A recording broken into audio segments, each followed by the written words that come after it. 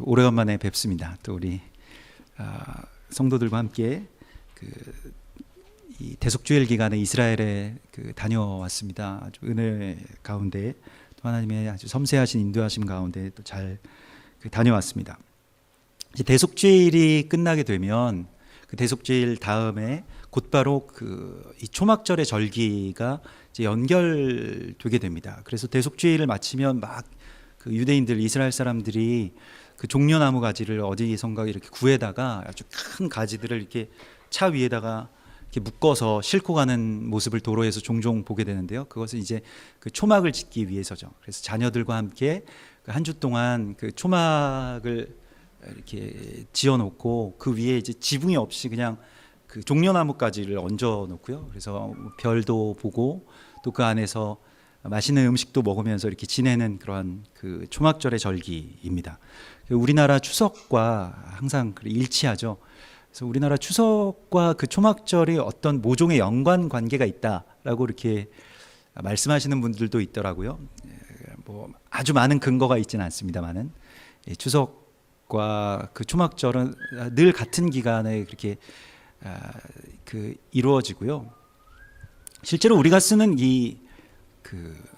동양에서 특히 뭐 한국에서 쓰는 그 음력이라고 하는 것도 실제로 그 청나라 시대 그 아담 샤알이라고 하는 그 예수회 소속 선교사가 가지고 와서 쓰게 된 어떤 그러한 그 음력입니다. 그러니까 말하자면 그 전 세계가 그렇게 뭔가 연결되어 있는 어떠한 하나의 어떤 절기를 지킨다라고 하면은 그 초막절 또 우리로서는 뭐 추석이라고 이야기하는 그 추석과 그 연결되게 되겠죠.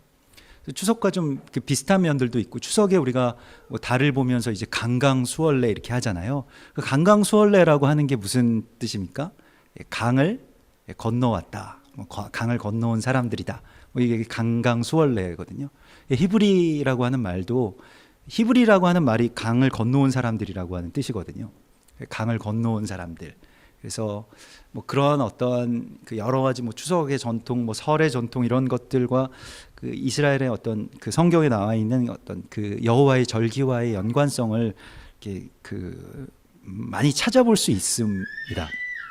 우리가 지금 초막절 기간 가운데 있고 초막절은 이스라엘에서는 그 포도와 올리브 열매가 이렇게 거두어지는 때죠. 그래서 그렇게 포도나무의 과실 또 올리브나무의 과실이 거두어져서 그것을 이제 이 추수와 깊은 관련이 있는 그런 과실의 추수와 깊은 관련이 있는 것이 다 절기들인데 뭐 6월절은 뭐 보리 추수와 깊은 관련이 있고요. 또 오순절은 그 밀 추수와 관련이 있고 초막절은 그런 포도와 이제 감람류 그러니까 감람나무 그 제사 가운데 또 가장 거룩한 어떠한 이 포도주와 또 감람류를 그렇게 생산할 수 있는 그러한 열매를 거두는 때와 정확하게 일치하게 됩니다. 근데 뭐 우리 추석은 그 가을 거지가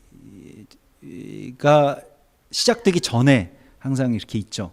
그러니까 지금은 뭐 추석에 무슨 뭐 그런 햇 곡식이나 또 햇 과일들을 우리가 맛볼 수 있는 시기에 세상에 살고 있습니다만은 사실은 이렇게 가을 거지가 시작되기 전에 아직도 이렇게 그 들판에 나아가 보면 논밭에 나아가 보면 이렇게 뭐 벼라든가 아니면 다른 과일들이 아주 충분하게 익지 않은 그런 시기죠. 그래서 이런 아주 중요한 시기에 말하자면 이게 어떻게 보면 그 추수를 앞둔 어떤 중요한 시기에 이런 절기를 하면서 이걸 뭐 아직 익지도 않은 나무 뭐 열매들을 이렇게 거두어서 먹어야 되나라고 하는 생각이 들 정도로 가을 거지와 우리나라 그 추석과는 좀 일치하지 않는다는 것입니다. 다른 절기와는 좀 다르게요. 그래서 그런 것들을 미루어 보았을 때 이것은 분명히 뭐 외래에서 온 것이겠다라고 하는 그러한 그 추측을 하게 되는데요.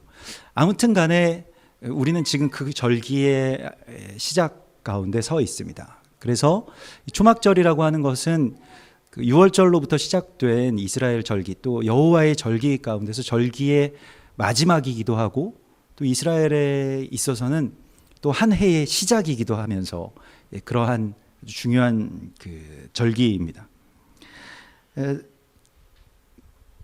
원래 이 추수라고 하는 것을 우리가 자세히 보면 열매를 이제 거둔다. 그러니까 뭐 포도나 뭐 감람류나 뭐 다른 과실들의 열매를 거둔다라고 할 때 이 열매를 자세히 보면 열매는 어떻게 보면 어떤 그 생명체의 마지막일 수도 있고 또 그것이 그 열매가 품고 있는 것이 이제 씨앗이니까요. 그래서 원래의 그 첫 근원을 다시 품게 되는 그러한 이야기이기도 합니다. 굉장히 신비한 어떤 이야기이죠. 오늘 하나님께서 그 요한복음 1장을 통해서 우리 가운데 말씀하신 것도 태초에라고 하는 말씀을 주십니다. 그래서 초막절이라고 하는 것과 태초라고 하는 것은 연결되어 있습니다. 우리가 온 처음으로 돌아가는 것, 근원으로 돌아가라라고 하는 것이죠. 그래서 태초에 말씀이 계시니라라고 하는 것에서부터 우리가 출발했음을 깨닫는 것이 사실 초막절입니다. 그러니까 초막절은 말씀으로 돌아가는 날이죠. 원래 우리의 시작, 우리의 근원은 어디인가? 우리가 시작하기 그 이전의 시작은 어디인가? 그러니까 어머니의 어떤 뱃속과 같은 곳이 바로 말씀이라는 것입니다. 그것이 바로 초막이라는 것입니다. 그래서 원래 우리가 시작된 근원이 어디인가를 생각하고 그곳으로 다시 돌아가는 것, 그것이 초막절의 어떤 깊은 우리에 대한 부르심입니다. 우리가 너무 멀리 우리의 시작점에서 우리의 처음에 어떠한 그 위치에서 너무나도 멀리 와 있죠. 너무나도 많은 것들이 변했고 너무나도 많은 것들을 잃어버렸지만은 그러나 다시 그 처음 자리로 돌아가라고 말씀하고 있습니다. 레위기 23장에서의 초막절의 말씀 가운데서는 초막절을 지키는 이유에 대해서 이스라엘 자손을 애굽 땅에서 인도하여 내던 때에 초막에 거주하게 한 줄을 너희 대대로 알게 하려 함이라. 그러니까 너희는 원래 그 초막에 있는 백성이었다. 너희는 원래 초막에서부터 시작했다. 너희의 근원은 초막에 있음을 깨달아야 한다라고 하는 것을 계속해서 이스라엘 백성들에게 알게 하기 위함이었다라고 말씀하고 있습니다. 이것은 무엇일까요? 가나안은 그 초막이 아닌, 그러니까 그냥 집을 짓고 거주하는, 바알이라고 하는 것은 이제 거주의 신이잖아요. 집을 소유하고 땅을 소유하고 그곳에서 천년만년 살 것처럼 그렇게 거주하는 그 거주의 문화가 지배하고 있는 땅입니다. 그런데 원래 하나님의 백성들은 그런 백성들이 아니라는 거예요. 그렇게 이곳에서 막 모든 것들을 다 붙들고 소유하고 내가 이걸 갖지 못해서 안달하고 이것을 계속 가진 것을 유지하기 위해서 또 불안해하고 하는 그런 삶이 아니고 언제든지 우리는 아무것도 없는, 그 욥이 그렇게 말했던 것처럼 그냥 벌거숭이처럼 그냥 그 근원에서는 우리는 그냥 초막에서 그냥 대충 이렇게 얼기설기 지어놓은 이런 초막에서 살았던 백성들이고 여기가 우리의 시작점이고 또 우리의 마지막 지점이다 라고 하는 것을 그렇게 선포하고 있는 것입니다. 그래서 초막절은 처음으로 돌아가는 절기입니다. 처음으로 그 근원으로 돌아가는 날입니다. 그래서 사람들은 고향으로 돌아가고 또 가족들에게로 돌아가고 원래 자신들의 자리로 돌아가야 한다라고 하는 것을 말씀하고 있습니다. 그래서 태초에 말씀이 계시니라. 그러니까 우리의 태초, 우리가 거하여야 할 곳이 어디인가? 그것은 바로 말씀이 계시는 곳이죠. 말씀이 거하시는 곳이고요. 말씀이 있는 곳에 원래 우리가 그 말씀 가운데서부터 시작되었다라고 하는 것을 주님께서 우리 가운데 말씀하십니다. 우리가 시작된 장막, 엄마의 뱃속과 같은 탄생이 이전에 어떤 그 근원을 하나님께서 우리에게 알려주십니다. 태초에는 말씀이 계셨고 우리는 그 말씀이 계신 곳으로 돌아가야 된다라는 것을 말씀하십니다. 그래서 마지막 때에 대해서 계속해서 이렇게 우리가 주목하고 오늘날에도 뭐 지금 가을절기 가운데 사실은 그 매년 가을절기 가운데 여러 가지 일들이 일어나거든요. 그것은 추수는 심판과 관련되어 있는 것이기 때문에 여러 가지 뭐 재앙이나 심판이나 또 환란들이 일어나게 됩니다. 자연재해들도 일어나고요. 뭐 얼마 전에도 또 그 전에도 계속해서 많은 사람들이 죽고 또 많은 사고나 또 재해 때문에 많은 생명들을 잃어버리는 뭐 그러한 일들을 우리가 정말로 실시간으로 이렇게 보게 되죠. 그러면서 우리에게 주시는 메시지가 있습니다. 우리는 돌아가게 될 것이다 라고 하는 것입니다. 그래서 마지막 때는 모든 것이 다 끝나는 것처럼 이야기하는데 사실은 이것은 굉장히 비성경적입니다. 마지막이라고 하는 것은 무엇인가가 시작되는 지점이기 때문에 그렇습니다. 그래서 무엇인가 이렇게 일직선상에서 이렇게 쭉 그냥 한 띠가 쭉 늘어져 있고 여기에서 인생이나 아니면 역사가 끝난다라고 생각한다면 아무렇게나 살아도 사실 상관없거든요. 끝이 있으니까요. 그러나 우리는 그렇게 살아서는 안 된다는 것입니다. 우리가 원래 다시 돌아가야 될 지점이 있고 거기서부터 무엇인가가 새로 시작되는 것이기 때문에 나의 삶은 그냥 끝으로 맺어지는 것이 아니라 다시 시작되는 것으로 인하여서 열매가 맺혀진다라고 하는 것을 우리가 알아야만 그 엔드 타임, 마지막을 제대로 살 수가 있습니다. 마지막은 다 끝이고 막 심판당하고 다 죽어버리고 다 망할 거고 그래서 우리는 다 짐 싸서 도망가야 되고 그렇게 된다면 우리의 삶은 무엇이 되겠습니까? 지금 여기서 사는 삶이라고 하는 것의 의미가 어떻게 되겠습니까? 마지막 때는 열매를 맺는 삶입니다. 근데 그 열매는 무엇이냐? 열매는 물론 우리의 삶 가운데 우리가 흔히 이야기하는 많은 다른 열매들도 있을 수 있겠습니다만은 근데 그 참된 열매라고 하는 것은 그 근원, 그 근본의 씨앗을 우리가 품고 다시 생명을 잉태하는 그런 삶 가운데로 나아가는 것이라고 하나님께서 오늘 우리에게 말씀하고 있습니다. 열매를 맺는 이유는 씨앗을 맺기 위함이죠. 열매가 본질이 아닌 것이죠. 열매가 달콤하고 맛있고 우리 추석에 배와 사과와 여러 가지 그런 과실들이 그렇게 우리가 그것을 먹게 되는 이유도 그 씨앗을 전파하기 위해서죠. 그 나무가 열심히 일을 해서 결국에는 그 씨앗을 전파하기 위한 어떤 열매를 맺는 것입니다. 그래서 열매의 핵심이 무엇이냐? 열매의 핵심인 그 씨앗이 무엇이냐? 그것이 바로 오늘 말씀이라고 오늘 성경이 우리에게 그렇게 알려주시고 있습니다. 로고스라고도 하는데요. 그 어려운 이야기인 것 같지만 성경에서 이 말씀이 이제 그 로고스 이건 이제 요한복음에서 나오는 그러한 용어이고요. 말씀으로 번역되기도 하고 지혜로 번역되기도 하고 또 그리스도 그 말씀이 바로 그리스도라고 오늘 요한복음에서는 말씀하고 있습니다. 우리는 예수로부터 시작되었고 또한 예수께로 돌아가고 또 예수 그리스도 자신이신 말씀을 씨앗으로 맺게 됩니다. 그것이 우리의 삶의 본질인 것을 주님께서 우리에게 알기를 원하십니다. 그래서 그러면 말씀이라고 하는 것이 무엇이냐? 메시아이신 우리 예수 그리스도이신데 예수님이신데 그렇기 때문에 우리는 예수님에게서 와서 예수님에게로 돌아가는 것이라고 말씀하고 있습니다. 그러니까 초막절은 어려운 것이 아니고요. 한 사람의 생이라고 하는 것이 예수 그리스도에게로부터 시작되어서 예수 그리스도에게로 돌아가는 것, 그것이 한 사람의 생애의 어떤 사이클이라고 하는 것을 주님께서 말씀하십니다. 이것은 태어나고 죽는 것과 관계되는 것이 아닙니다.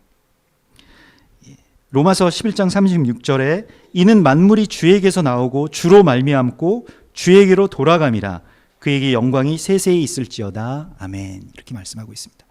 그러니까 예수 그리스도로부터 우리 모든 사람들이 다 나왔고요. 또 예수 그리스도께로 돌아간다라고 말씀하고 있습니다. 그러면 예수 그리스도께로 돌아가는 것이 무엇이냐? 초막절에 우리가 고향을 찾아서 돌아가듯이 그 근원이신 예수 그리스도, 그 초막이신 예수 그리스도께로 돌아가야 하겠는데 그러면 예수께로 돌아간다라고 하는 것은 어떠한 것이냐라고 하는 것을 오늘 이 말씀 가운데서 요한복음 1장 본문의 말씀 가운데서는 이렇게 말씀하고 있습니다. 세례 요한에 대해서 말씀하시죠. 하나님께로부터 보내심을 받은 사람이 있으니 그의 이름은 요한이라. 우리가 지난 여름에 계속 엘리야와 또 지난주에도 지난번에도 세례 요한의 이야기에 대해서 엘리야의 영과 세례 요한의 영은 일치하는 것이죠. 거기에 대해서 계속해서 나누었습니다. 세례 요한은 어떤 사람이냐? 그의 증인된 삶을 사는 사람이라고 말씀하고 있죠. 예수님께서 승천하시면서 하늘로 돌아가시면서 우리에게 말씀하신 것은 너희는 나의 증인이 되라. 땅 끝까지 이르러서 나의 증인이 내 증인이 되라고 말씀하셨죠. 그것은 세례 요한의 영을 받으라는 것이었습니다. 증인이 된다라고 하는 것은 무엇입니까? 세례 요한은 예수님에 관한 어떤 신학, 아니면 뭐 토라에 대한 어떤 깊은 깨우침, 뭐 그러한 것으로 사람들에게 설교하지 않았습니다. 세례 요한의 그 단순한 설교, 그러니까 오늘날로 치면 예수 천당 불신지옥이잖아요. 회개하라 천국이 가까웠다. 안 믿으면 다 죽는다. 이런 예수 천당 불신지옥, 이것은 사람들에게 오늘날에는 잘 받아들여지지 않는 어떤 그 복음의 아주 원초적인 어떤 그러한 이 문장입니다만은, 세례 요한이 그 말을 했을 때 어떤 폭발적으로 그 말씀이 살아서 꿈틀거리면서 사람들의 마음을 다 쳤다는 것이죠. 근데 세례 요한이 어떻게 그런 말씀의 증인이 될 수 있었을까요? 세례 요한은 신학으로 말하지 않았습니다. 세례 요한은 교리로 설교하지 않았습니다.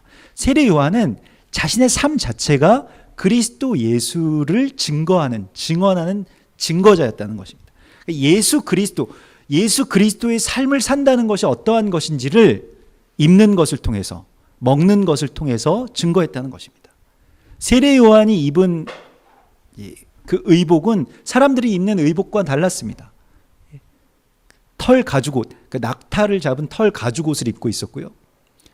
먹는 음식도 메뚜기를 잡아먹었고 석청을 먹었다고 기록되어 있습니다. 입는 것과 먹는 것이 예수 그리스도를 증거하고 있었죠. 낙타 털옷, 일단 털옷이라고 하는, 가죽옷이라고 하는 것이 오늘날에는 이제 가죽옷을 사 입으려면 굉장히 비싸겠습니다만은, 뭐 몇 마리를 잡아야지 뭐 한 벌이 나오고 그러잖아요.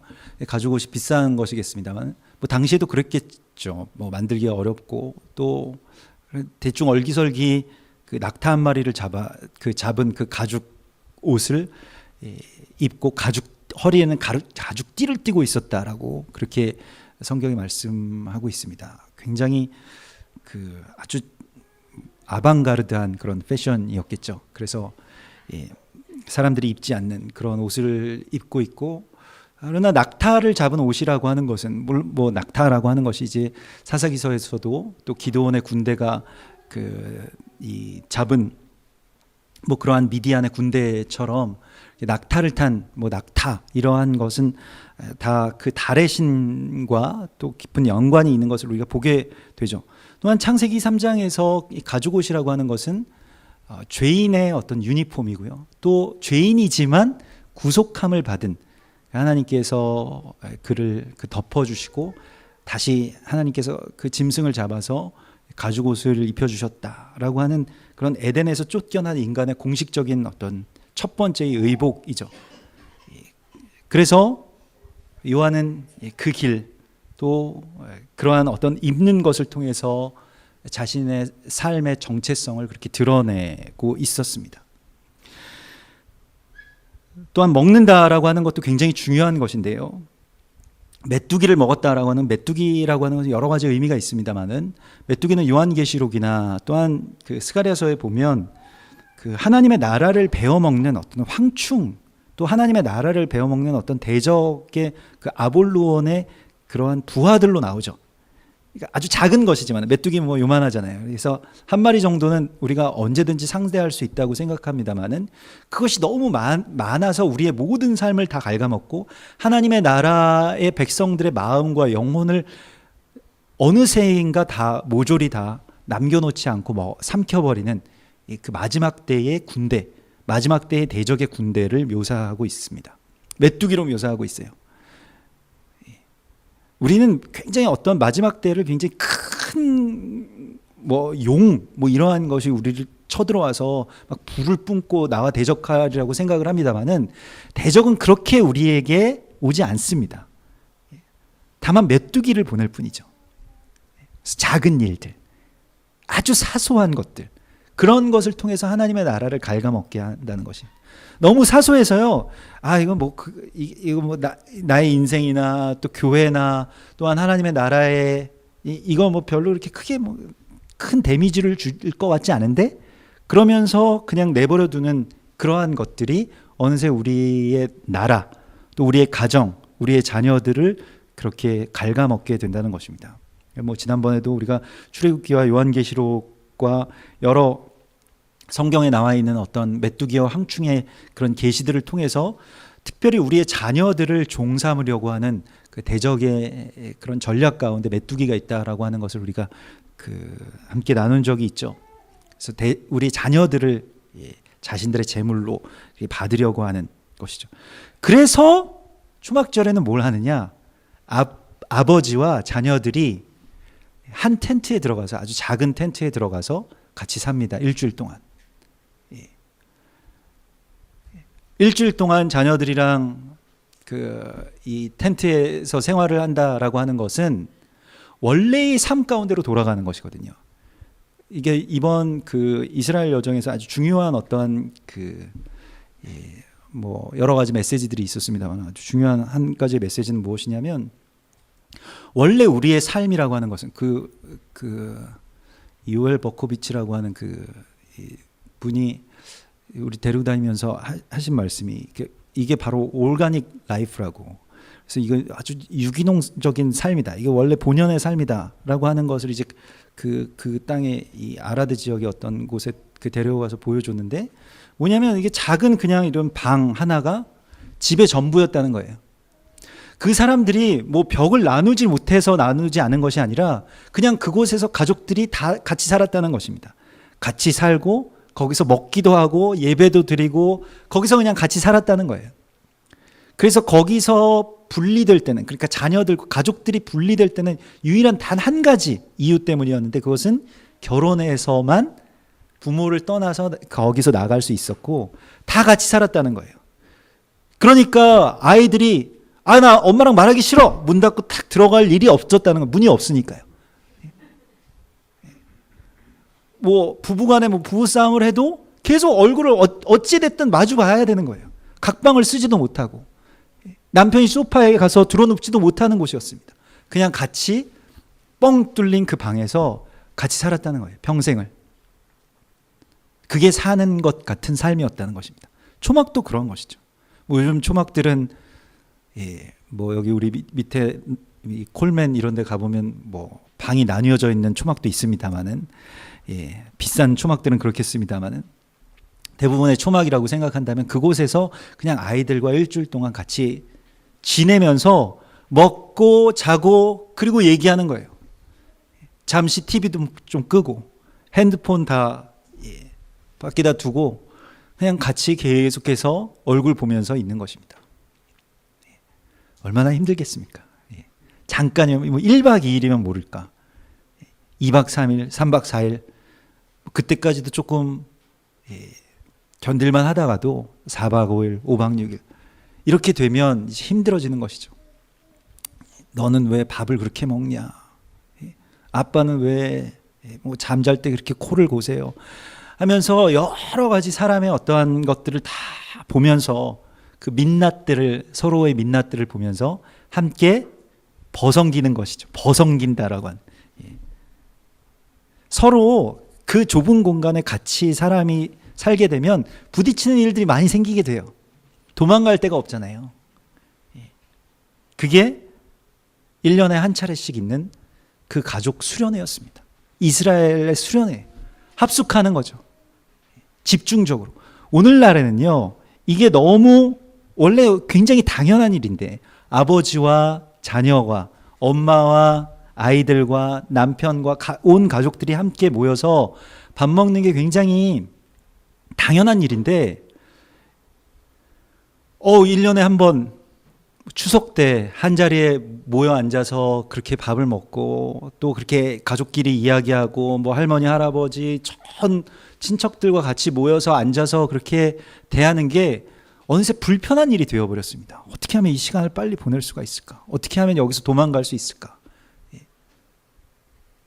굉장히 심각한 일이 되어버렸어요. 그래서 알게 모르게 우리가 그 전부터 쌓아왔던, 그래서 너무나도 불편해져 버린 어떤 관계들이 되어버렸다는 것입니다. 가정이, 또 친척들이 그렇게 되어버렸다는 것이죠. 아버지와 밥을 함께 먹는다. 아버지와 같은 천막에서 일주일 동안 살아간다. 라고 하는 과제를 하나님께서 내려주신 것입니다. 그냥 종교적인 일이 아니었습니다.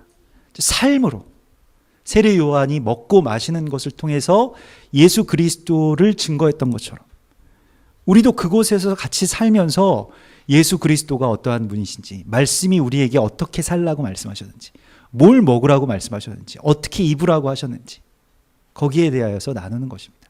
거기에 대해서 동지가 되는 것입니다. 근데 왜 이러한 것들이 굉장히 불편해졌을까요? 요즘에는요, 막 아버지가 뭐 남편이 하루에 삼시세끼를 같이 집에서 먹는다 이러면 굉장히 크게 비난받을 만한 일이잖아요. 우리 남편은 뭐 밥 세 끼를 다 집에서 먹는다 이러면 막 다들 어떻게 그런 일들이 있을 수가 있냐고 막 큰 재앙을 만난 그런 가정으로 우리가 취급하잖아요. 집에 다 들어와서 잘 안 들어오고 가끔 이제 가끔 밥 먹을 때 외식하는 남편을 최고로 쳐주잖아요. 그러나 하나님께서는 오늘 우리에게 이렇게 말씀하십니다. 너희가 너희의 자녀들과 가족들과 함께 즐거워하라. 그러니까 이 자체가 즐거울 때까지 하라는 거예요. 그리고 이 즐거움이 우리 가운데 과제인 것입니다. 초막절의 참된 메시지는 여기에 있습니다. 우리가 가족들과 함께 있는데 즐겁지가 않은 거예요. 아버지와 지금 이 명절을 같이 지내야 된다는 것 자체가 심각한 일인 거예요. 어떻게 하면 빠져나갈 수 있을까? 라고 하는 그러한 생각이 든다는 것입니다. 그러나 같이 지내는 훈련을 하라는 것이죠. 그런 훈련이 안 돼 있어요. 같이 지내질 않았기 때문에 익숙하지가 않기 때문에 같이 지내면 너무 어려운 거예요. 그래서 너무나도 당연한 일이 너무나도 불편한 일이 되어버린 그 현실에서 돌이키라. 원래는 너희 같이 살던 사람, 원래 가족이라는 게 같이 사는 거야. 식구라고 하는 게 같이 밥 먹는 사람들이야. 라고 하는 것을 깨달으라는 겁니다. 굉장히 당연한 일이죠. 그런데 실제로 우리의 삶 가운데는 어떻습니까? 너무나도 익숙하지 않은, 너무나도 어려운 과제가 되어버린 이 일을 행하는 날. 그것이 바로 초막절이라고 말씀하십니다. 예수님을 증언한다라고 하는 것은요, 막 어렵게 어디에 나가서 물론 하는 것도 예수님을 증언하는 것이겠지만 그것도 우리의 열매가 되겠습니다만은 예수를 증언한다라고 하는 것은 계속해서 주님께서 우리에게 지금 이 삶을 말씀하시고 있습니다. 가정을 말씀하시고 있습니다. 초막이라고 하는 곳으로 돌아오라고 말씀하고 있습니다. 물론 그곳으로 나가기 위해서는 많은 길들을 돌아와야 되겠죠. 우리의 초막으로 돌아오기 위해서는 또 많은 험악한 세월들을 거쳐야만이 그것을 돌아올 수 있는 것입니다. 그래서 주님께서는 영접하는 자, 곧 그 이름을 믿는 자들에게는 하나님의 자녀가 되는 권세를 주셨다라고 말씀하고 있습니다. 영접이라고 하는 것이 무엇입니까? 오늘 이 영접하는 것, 예수를 영접한다라고 하는 것을 우리가 흔히 사형리를 이렇게 같이 읽고 여기에 대해서 내가 아멘하고 예수님을 내가 믿기로 영접합니다, 구주로 영접합니다 라고 하는 그 귀한 어떠한 그 신앙의 선서 아니면 그런 회심의 어떤 그러한 나를 영접이라고만 생각한다면 그것은 어떤 반쪽일 것입니다. 그것은 영접의 시작이죠. 영접의 전부는 무엇이냐면 이 람바노라고 하는 이 헬라어로 람바노라고 하는데 이것은 붙잡는다라는 뜻이 있습니다. 그러니까 붙잡는 자, 그러니까 예수 그리스도를 붙잡는 자, 영접한다라고 하는 것은 그를 붙잡고 환대하는 것입니다. 그래서 아브라함은 영접하는 자였고요. 부지 중에 그 문 앞에 앉아 있다가 그 부지 중에 나그네를 영접했다가 하나님을 영접하게 된 자가 바로 아브라함입니다. 그러니까 영접한다라고 하는 것은 그것을 붙잡는다라고, 예수의 삶을 붙잡는다라고 하는 것이지 그냥 내가 옛날에 예수를 믿기로 어느 날 결심했다라고 하는 것에서 끝나는 문제가 아니라는 것입니다. 우리가 영접을 굉장히 오해하고 있었던 것이죠. 영접이라고 하는 것은 지금도 우리가 계속해서 그것을 끝까지 붙들어야 한다라고 하는 것을 주님이 말씀하십니다. 그래야 하나님의 자녀가 되는 권세가 있는 것이지 어느 날 옛날에 1993년 2월 13일 날 내가 영접했어, 나는 끝이야, 그렇게 하는 것은 구원파죠. 영접은 람바노, 붙잡는 것입니다. 우리가 지난번에도 나눴던 것처럼 야곱처럼 붙잡는 것이고요. 하박국처럼 붙드는 것이고요. 계속해서 그리스도 예수를 붙드는 것입니다. 예수를 붙들지 않으면 가족들과 밥 한 끼 먹는 것도 힘들어요. 예수를 붙들지 않으면 원래 사랑해야 되는 사람들을 미워하게 되고, 원래 정말로 사랑스럽고 원래 정말로 존경스러운 그러한 사이여야 되는 가정, 교회, 이웃, 동역자들과의 관계가 파괴되어 버리고 맙니다. 원래 원수로 그렇게 우리가 만난 게 아닌데요.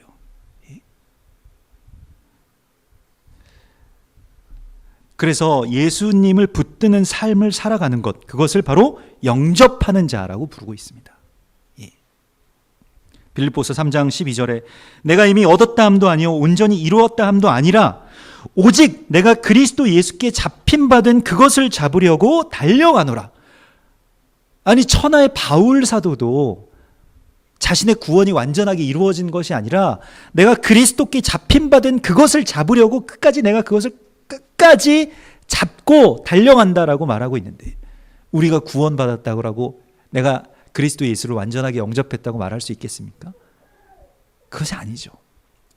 나는 지금 그 영접을 하고 있을 뿐이죠. 그러면 어떻게 영접하는 것이냐? 그것은 정말로 영접함으로 영접하는 것이죠.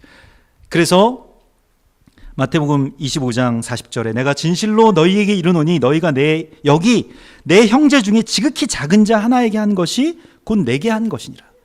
그래서 초막절의 비밀은요, 신명기 16장에 보면 이 초막절에는 뭘 하는 것이냐, 신명기 16장 14절의 말씀에서는 절기를 지킬 때에는, 특별히 이 초막절의 절기를 지킬 때에는 너와 내 자녀와 노비와 내 성중에 거주하는 레위인과 객과 고아와 과부가 함께 즐거워하라, 이렇게 말씀하고 있습니다. 이게 초막절이에요. 초막절의 본질은 무엇인지 아십니까? 자녀들과 즐거워해야 되고요. 자녀들에게 내가 즐거움이 돼야 돼요. 여러분 생각해 보셨습니까? 자녀들에게 내가 즐거움인가요? 아버지들, 어머니들에게 한번 스스로가, 자녀들이 나를 보면 기분이 좋아지나요? 아니면 나빠지나요? 나를 보면 슬슬 피하나요? 아니면 나를 보면 막 달려오나요? 아니, 자녀들에게 즐거움이 되라고 하나님께서 명령하셨잖아요.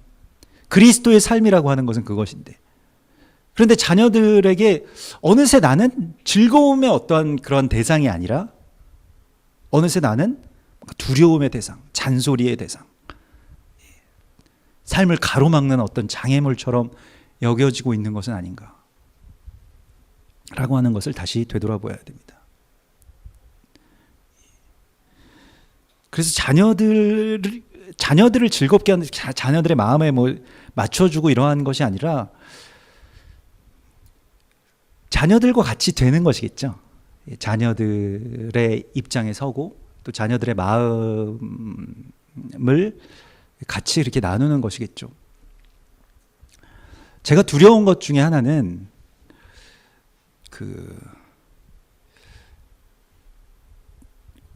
이번에도 이렇게 여행 중에 어떤 분이 이렇게 물어보셨는데, 자녀들을 어떻게 훈계하고 훈육하시느냐 물어보는데, 아직까지 저는 못하고 있다고 그렇게 말씀드렸거든요.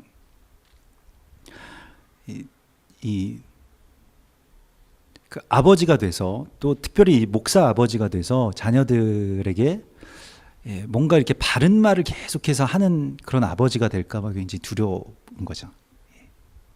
말하자면 속된 말로 꼰대 같은 아버지가 될까봐 두렵습니다. 아이들에게 뭘 자꾸 가르치려고 하고, 뭔가 너 이렇게 하면 안 돼라고 말하고, 나는 뭔가를 알고 있는 것처럼 그렇게 이야기하는 그러한 대상이 될까봐 사실 늘 그렇게 두렵습니다. 그래서 그것은 하지 말아야 되겠다. 그것 때문에 놓치는 게 너무 많을 것 같은 거예요. 그래서 자녀들이 조금 버릇이 없어지거나 아니면 자녀들을 교육하기가 더 어려워지더라도, 아버지를 무시하는 아이들이 되더라도 그냥 자녀들과 어떤 친구처럼 지내는 게 낫겠다라고 하는 생각을 하고 있습니다만은, 자녀들이 언제까지 그런 생각을 할지는 모르겠습니다만은, 그래서 엄마 몰래 같이 게임도 하고, 엄마 외출한 사이에 같이 라면도 끓여 먹고, 그런 사이가 됐으면 좋겠다 이런 생각을 합니다만은, 그래서 너는 이거 하면 안 돼, 저거 하면 안 돼, 그런 것 말고 같이 뭔가 피난처가 되고 또 빠져나갈 그러한 길이 되었으면 좋겠다라고 하는 생각을 하게 됩니다. 잘 못 먹는 사람들, 나그네, 레위인, 고아와 과부를 대접하는 것, 이것이 바로 초막절의 이야기라고 말씀하고 있습니다. 자녀들에게도 마찬가지고요. 너 왜 뭐 시집 안 가냐? 너는 직장 언제 들어가냐? 너는 요즘 뭐 학교는 들어갔냐? 뭐 이런 말들 하기 시작하면 그때부터 이미 어긋나는 것이죠. 예. 그래서 그러한 관계를 파괴하라고 주님께서 말씀하시는 것입니다. 그 입장이 되어주는 것이, 그 사람이 되어주는 것이고요. 같이 즐거워하려면 같은 입장이 되어야만 즐거울 수 있습니다. 고마운 입장이 아니에요. 그러니까 어떤 위에서 내가 이러한 것을 가지고 왔는데 너 좀 줄게, 이러한 것이 아니고요. 그냥 같이 같은 식탁에 앉아서 먹으라고 말씀하셨습니다. 같이 즐거워하는 것이라고 말씀하십니다. 도와주는 것도요. 그렇게 이렇게 도와주는 것처럼 도와주어서는 안 된다는 것이죠. 너무나도 많은 기술이 필요하고요.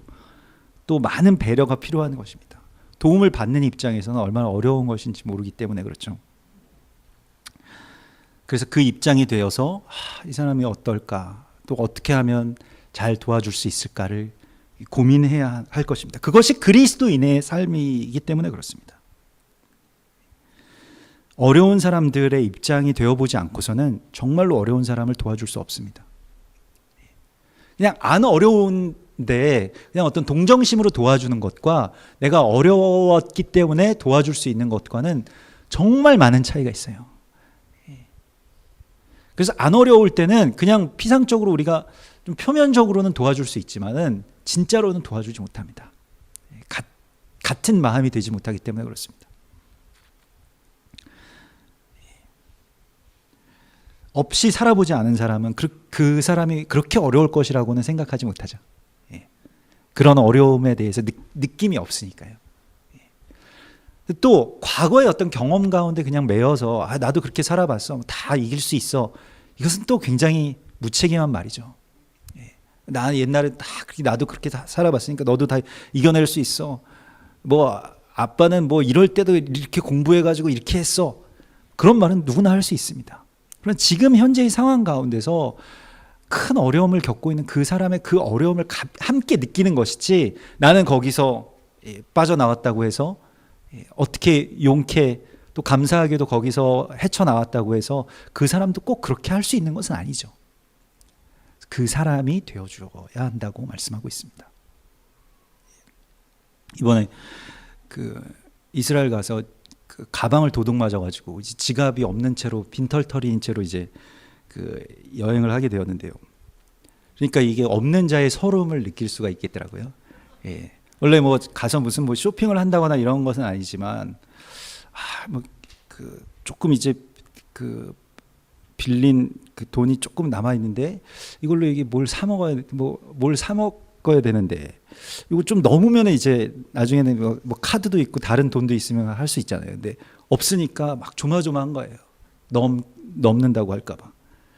근데 아무튼 그래서 어느 날 아무튼 뭐 흩어져서 이제 돌아오는 길에 그렇게 식사를 하게 됐는데, 실제로 이렇게 뭐 공항에서 이러한 저러한 것을 이렇게 담고 이렇게 계산대에 올려놓았는데요.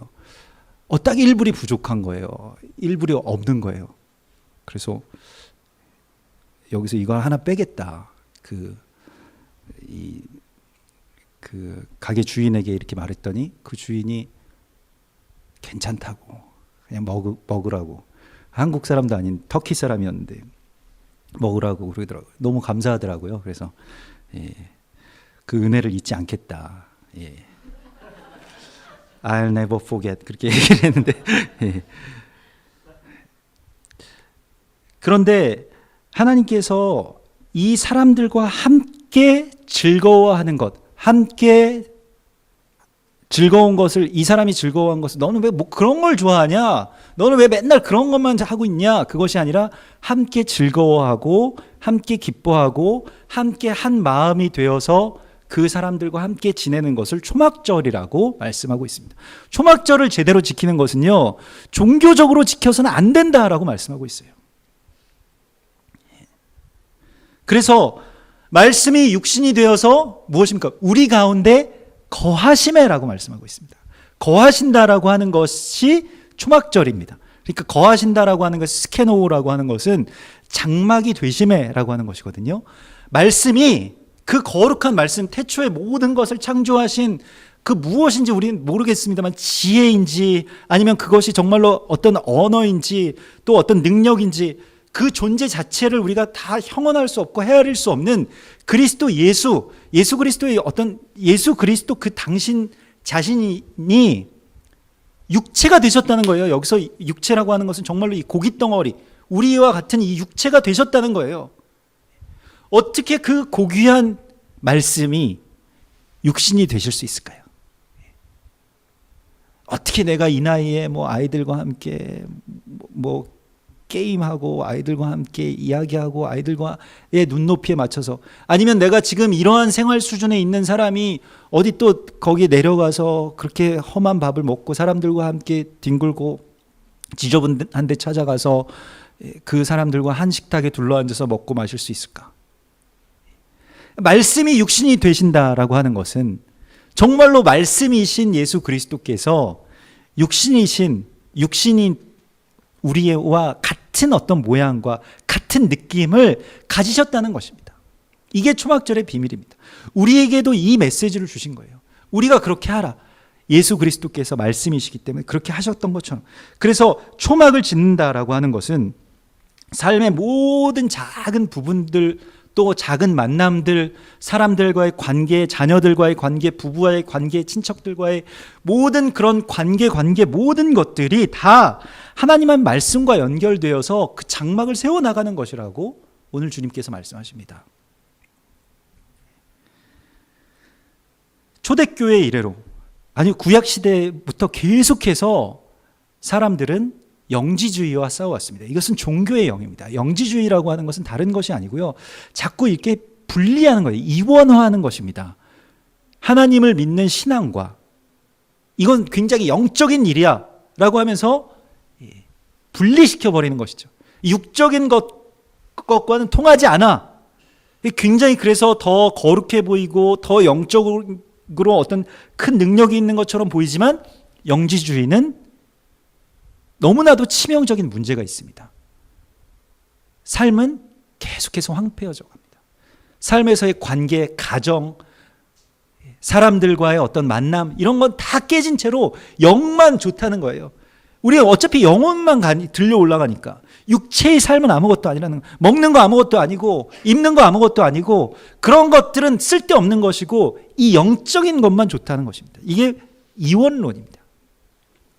그래서 갈라디아서 2장 4절에서 우리 가운데 가만히 들어온 이 거짓 형제들을 너희가 주의하라고 말씀하고 있습니다. 뭐 요한 서신도 다 영지주의에 대한 싸움, 영지주의가 우리의 삶을 굉장히 황폐하게 만들어 놓는다는 것이에요. 이사야서도 이스라엘의 멸망의 배경이 여기에 있다고, 영지주의에 있다고 말씀하고 있습니다. 그래서 이사야서 1장 12절에 보면 너희가 내 앞에 보이러 오니, 이것은 이제 1년 3차례 절기 때마다 이스라엘 백성들 온 남자들과 가족들이 다 예루살렘에 하나님의 성전 그 제단 앞에 보이러 오는데 이것을 누가 너희에게 요구하였느냐 이렇게 말씀하고 있어요. 물론 성경에서 너희는 예루살렘에 그 내 이름을 두기로 한 곳에 1년 3차례씩 나오라고 말씀하시지만 예루살렘이라고 하는 것은 사실은 예수 그리스도이시거든요. 그래서 예수 그리스도를 상징하는 어떠한 그런 뭐 구약시대의 어떤 상징물인데 누가 너희에게 이것을 요구하였느냐, 너희는 내 마당만 밟을 뿐이니라. 마당만 밟지 실제로 종교적인 행위는 하는데 삶과 너무 담벼락이 높게 쳐져 있다는 거예요. 그래서 이사야서 1장 17절은 이렇게 말씀하고 있습니다. 계속해서 하나님께서는 선행을 배우며 정의를 구하며 학대받는 자를 도와주며 고아를 위하여 신원하며 과부를 위하여 변호하라. 이렇게 말씀하셨습니다.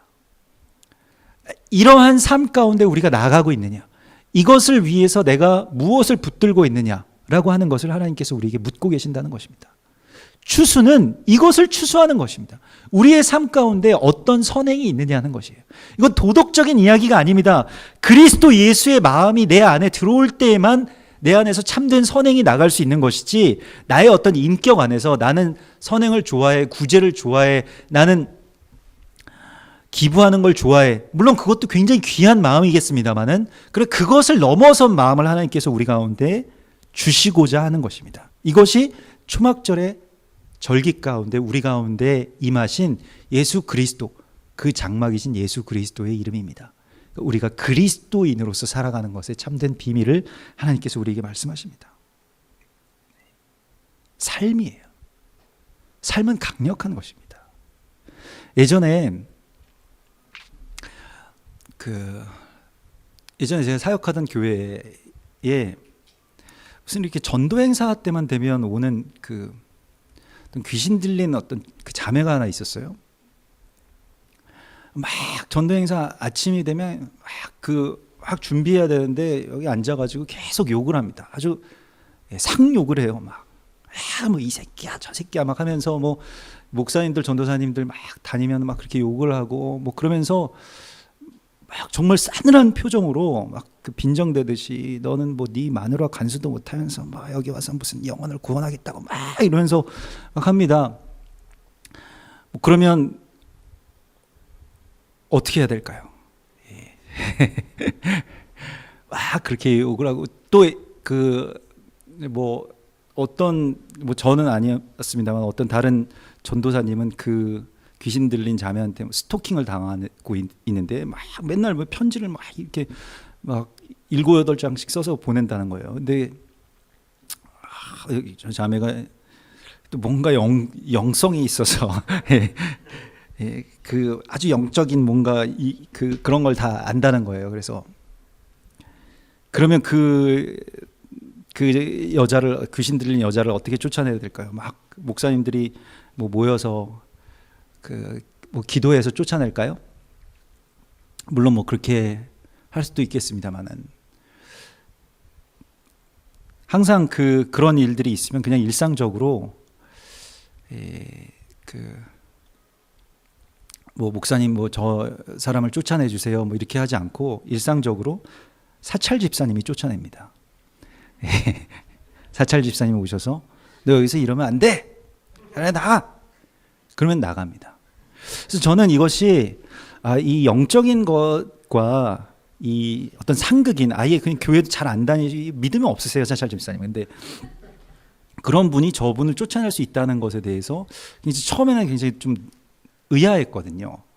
왜 영적인 걸 영적으로 쫓아내야 되지 않을까? 그래서 우리가 가서 막 이렇게 좀 축사도 하고 막 그래야 되지 않을까? 이런 생각을 했는데, 사찰 집사님이 말하자면 어떤 악한 영에게 지배를 받는 여자를 쫓아낼 수 있었던 배경에는 다시 생각해 보니까요, 그것은 그분의 업이기 때문에 그렇습니다.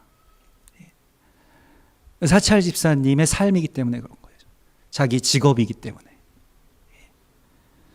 그래서 그걸로 이렇게 여기서 일을 해가지고 가족들 먹여 살리고 자식들 공부시키고 하는 그 업이기 때문에 그 업에 충실하신 사람을 귀신도 어떻게 할 수가 없는 거예요. 예. 그래서 어쨌단 말이냐는 거예요. 예. 내가 너 쫓아내는 게 내 일인데 일로 나와 하면 그냥 나가는 거예요. 예. 거기에 권세가 있다는 것을 제가 그때 알았습니다. 그래서 막 영적으로 뭐 이렇게 하고, 물론 그런 것들이 다 서로 연결이 돼, 영적인 것을 부정해서는 안 되는 것입니다만, 그러한 것들이 다 연결이 되어 있는 것입니다만은, 그러나 삶 가운데서 정말로 우리가 치열하게 그것을 붙들어야 된다, 영접해야 된다. 그것을 끝까지 붙들고 나의 삶 가운데 나의 자녀들에게, 나의 이웃들에게, 또 주변의 연약한 자들, 곤고한 자들, 가난한 자들에게 예수 그리스도의 마음을 전해야 된다. 그것이 초막절의 참된 의미라고, 초막절의 참된 부르심이라고 하나님께서 말씀하고 있습니다. 종교적으로 이것을 이스라엘의 어떤 뿌리, 히브리적인 어떤 전통, 그거 다 중요한 거 아니에요. 몰라도 상관없습니다. 그러나 우리의 삶 가운데서 하나님께서 우리 가운데 요구하신 것이 무엇이냐? 1년에 3차례씩 그냥 이스라엘의 그 예루살렘으로 오라고 누가 너희에게 말했느냐라는 거예요. 고아들은 저기 있는데, 자녀들은 울고 있는데, 뭘 해야 그리스도 예수의 삶을 살아갈 수 있는지를 우리 가운데 주님께서 분명하게 말씀하십니다. 그것은 종교가 아니다. 그것은 삶이다 라고 말씀하십니다. 그러기 위해서 우리는 얼마나 더 깨어지고 낮아져야 할까요? 말씀이 육신이 되신 것만큼 많은 차이가 있는, 실제의 어떤 종교적인 그 감성과 실제의 삶의 이 전투와의 그 차이 말입니다. 하나님께서는 계속해서 그리로 우리에게 내려오라고, 다시 너희의 그 집을 떠나서 너희의 그 굳건한 그 벽과 그 높은 집에서 내려와서 이 초막으로, 이 얼기설기 엮은 이 초막 가운데로 와서 이곳에 거하라고 말씀하고 있습니다. 참된 말씀이 육신이 되는 그 삶 가운데로 초청하신 예수 그리스도의 날, 그것이 바로 시작된 것입니다. 우리가 그 시작의 날 가운데, 오늘 초막절, 오늘 저녁부터 이제 시작이 됩니다. 초막절의 날 가운데 그러한 예수 그리스도의 삶이 나의 작은 부분에서라도 그렇게 흘러나가는 그러한 생수의 강의 근원이 되기를 소망합니다. 우리 같이 기도하겠습니다.